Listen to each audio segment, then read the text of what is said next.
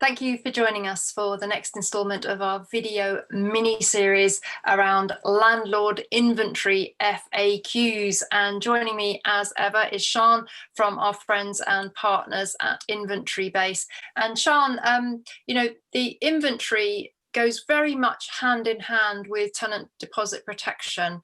And, a very commonly asked question is, from landlords, even though TDP legislation has been in operation, I think, for about 16 years now, is do I have to protect the tenant's deposit?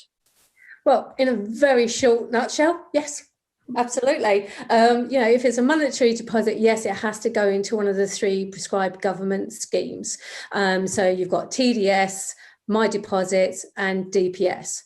Both of them provide 2 options. So they have the option to hold the deposit for you for free, and that's known as a custodial scheme, or you or the agent, depending if they're acting on your behalf and you have that in agreement, you can hold the deposit and pay the scheme to insure it, and that's known as an insured scheme.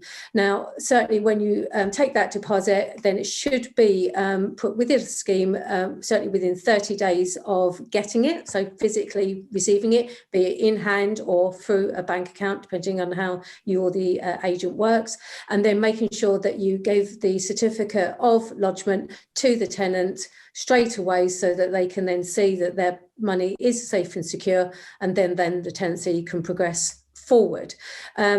Certainly with the schemes, if you don't put the money into a properly prescribed scheme, then when it comes to actually ending the tenancy, especially if you're ending the tenancy early, it's going to make life a lot more difficult, and you certainly won't be able to issue, as it stands at the moment, a Section 21.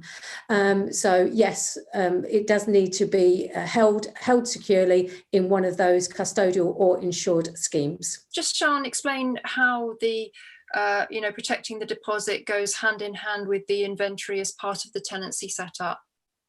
Well, when it comes to protecting the deposit, it's not just about the actual monetary side of things, which is obviously what the schemes do. It's about protecting it in regards to the property and making sure that if any monies are looked at from a damage or missing point of view, say like an item's gone missing, it's damaged, or there's been damage at the property, or the property hasn't been maintained correctly, then the inventory will showcase that, and then that's the main vehicle, the main document and main bundle of evidence that deposit dispute adjudicator will then look at to understand, okay, what did the property look like at the beginning, now how does it look, what's been the material change, and then apportion liability. Without that report effectively securing that deposit and guaranteeing its kind of safety within the scheme, then it's going to be very, very difficult for the landlord to either access to it. And equally, it provides tenants with the ability to say, actually, well, no, I got the property in this condition, and this is how I have left the property, often sometimes in better condition.